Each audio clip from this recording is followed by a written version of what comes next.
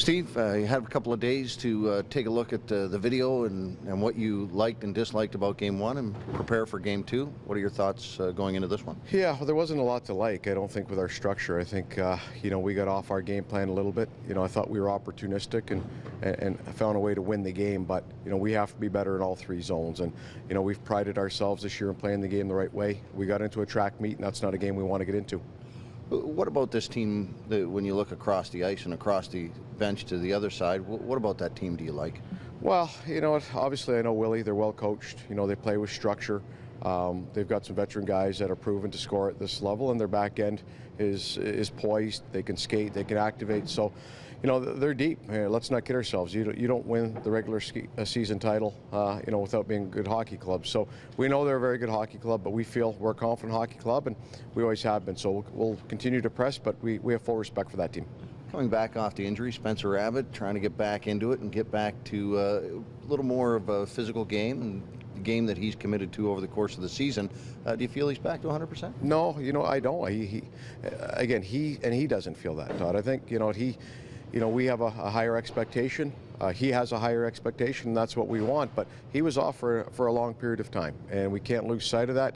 He isn't where he wants to be or where we need him to be, but he's getting better. He has to continue to go to those dirty areas to score goals. This time of year, we talk about an easy game. There's no easy game this time of year. You've got to go into areas to score, and we know that. We've done a ton of video with him, and I know he's going to find one. It's going to go off a leg, hopefully, and then hopefully he'll turn the corner. The fourth line has had some trouble with some speed, it looked like, in the last series. What would you say about them, and any changes coming up for tonight's game? Yeah, well, Brad Ross is going to come in here tonight and hopefully infuse a little bit of energy and some grit. We've had a rotation, obviously, on that fourth line so far, and we'll continue to do that because it's important that our young players be part of this process, and we'll continue to rotate guys in and out. Andrew McWilliam ready?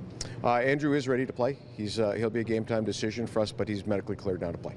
In the same way that you wouldn't mess with Drew McIntyre, same thing with Peter Holland and the scoring streak he's on? Yeah, we'll leave everything as it stands that way. And I've liked Sam Carrick up with Peter Holland. I think he gives him some grit and he gives him some puck pursuit. So Pete's been great, and obviously he's doing what we need him to do if we're going to be successful. With the way this Texas team rolls four lines, what type of challenges does that present, the way they just kind of roll and consistently come at you? Well, if you saw us for 76 games, you're getting the same dose. I believe in it, and we don't shorten our bench up until maybe last 4 or 5 minutes of a game. We're a four-line team. We have been all year, so I think that's why these two teams mirror each other in so many different ways.